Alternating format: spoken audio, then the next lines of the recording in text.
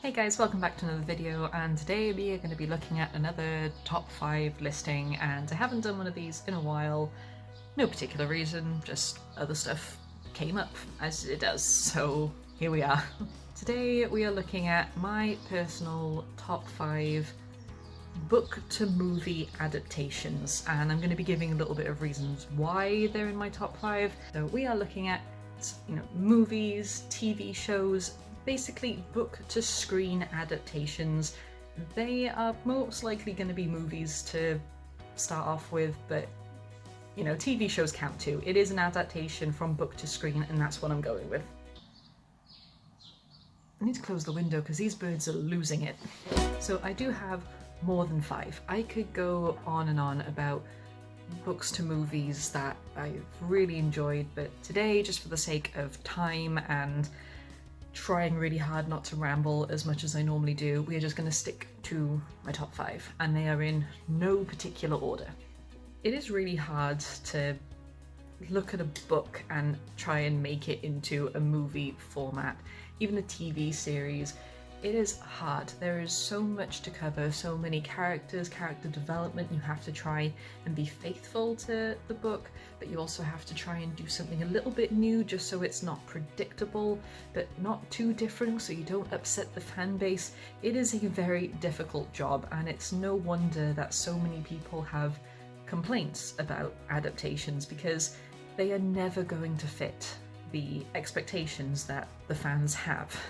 Then there are times when the fans' consideration just goes out the window altogether and people do what the hell they like, and then that's just a dumpster fire waiting to happen. But anyway, let's look at these top 5. For me personally, this is just my personal opinion. You are more entitled to give me your top 5. Tell me if there's something that you think should have been on the list. There are many books that I haven't read that have been made into movies, so if yours isn't on here, then it's not I'm ignoring it, it's just that I'm not aware of it. Please tell me, because I'm always looking to broaden my horizons in both movie viewing and birds? The birds are getting to me. Book reading. So the first movie on this list is actually Harry Potter and the Prisoner of Azkaban. And the reason why I have picked that one in particular is because it's just my favourite book of the series, and that's the point where, even though it's still the formula of Harry goes to school, something goes wrong, Harry has to fix it, Harry finishes that school year formula, it is the turning point. It's when more of his parents' backstory and more of Voldemort's life comes into the mix, and then in the 4th book, that's when the formula is changed and gets a lot darker. But it's number 3 that causes the exciting incident that changes the formula later on.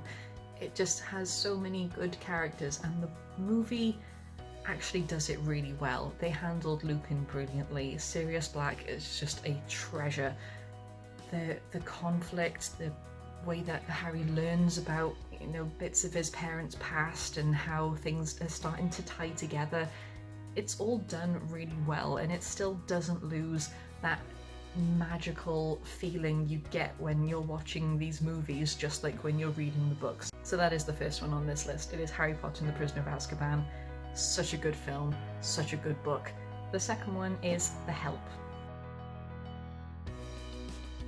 This book was published in 2009, and it is such a powerful piece of writing. The characters are amazing, everyone is given such a defined personality.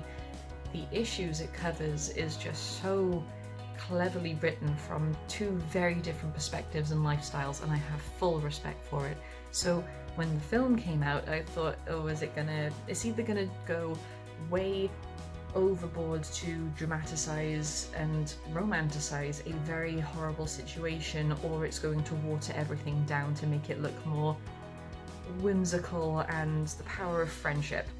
No, the movie actually captured the tone and the characters and the conflict so well, and it's just a very powerful movie, just like it was a very powerful book. And I love how the realizations that the characters have, I'm not going to give any spoilers, is so natural and fluid but then the little bits of humour and heartbreak that are involved as well, they are just translated so well onto the screen.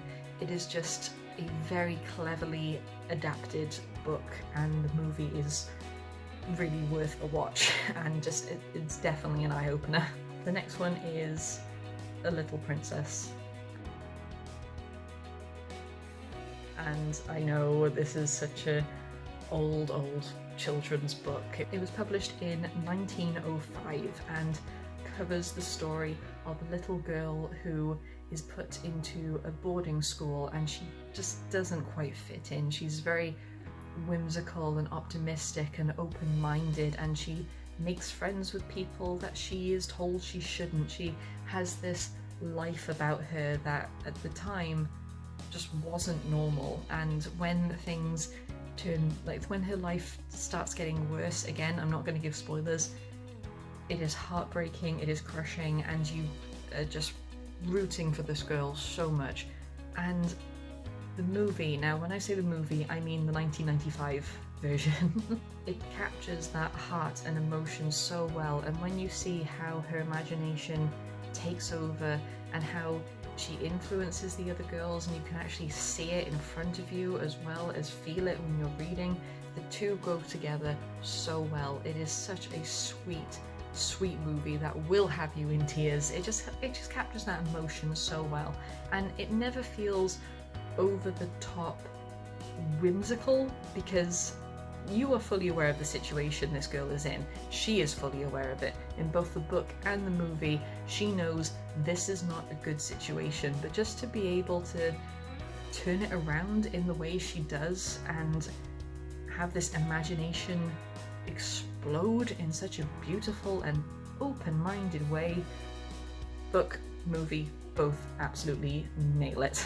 Number 4 is Holes. This novel was published in 1998, which makes me feel so old. I first saw the film, it was on Disney Channel, and I didn't fully get it, but I knew that I really enjoyed it, and I didn't actually know why. It was just one of those films where the bizarre storytelling, the clever use of flashbacks and parallels, it just draws you in. And then when I actually read the book, I was amazed to find out that there was a book. It goes into so much more detail, and you sort of figure out, hey, this really works. This is one of those instances where a book is so strange and the plot is so nonsensical and relies a lot on coincidences that it just fits for a film, especially a Disney film. And it's a Disney film that doesn't try and stick to the standard Disney formula. It's actually a really close adaptation to the book, and you get such a strong feeling for the characters and their development and their chemistry. They got the chemistry down perfectly, and they didn't shy away from very relevant issues like discrimination and, you know, being labelled as a criminal and false accusations. And it's just such a good film, and it has such a close tie into the book, and oh, I could rave about it. It's one that I will still happily put on and watch all the way through with no other distractions. It is a good one. And finally we have number 5, and this one is a little bit of a cheat, so please don't come for me. It is Series of Unfortunate Events, the Netflix version. I did say adaptations, I didn't specifically say movies. I didn't say just movies. I did say TV series were going to be included as well. And although the movie did do well-ish, it was very jumbled and all over the place. I mean, it tried to fit 3 books into one movie, and it tried to Jim Carrey hard, and it was just very distracting. And I think it's a very the books are very over the top in the perils they face, in the characters they come across. It is very exaggerated and over the top, and insane the amount of stuff that these kids go through, hence Series of Unfortunate Events. But the film tried to jam so much of it at once that you were constantly being thrown around, not knowing what the actual focus was going to be. And then the Netflix series happened. And I was skeptical, I was very skeptical of how this was going to play out, but it actually gave each book a strong, solid chance to shine, and went into so much more detail away from the Baudelaire perspectives. You could see things of VFD happening in the background that tie in to future installments. The characters were spot on, the relationships between the siblings was so much stronger. Even Neil Patrick Harris, even though he was very Neil Patrick Harris, tried to be more sinister and more conniving like the book version, and it just came together so well. And the fact that it managed to get 3 seasons to cover all 13 books, I'm so proud. It was an absolute joy to watch. I'm rewatching it for like the 3rd time now, and even though it is not perfect, it is not an exact copy of the books, it is still dedicated, it is honouring the source material, it is trying to do something new but not, you know, take away from what the actual story is. I love it. So those are my top 5 books to screen adaptations. There are so many more. I could do another like 30 or so lists of adaptations that I've fallen in love with, but we're just sticking with the 5 today, otherwise it would just be too much of a ramble and too much of an information dump. So those are the 5 that came to mind and I absolutely love. I might do a second version, I might do a version with my least favourite adaptations, we'll see how that one plays out, but for now that is what I'm sticking with.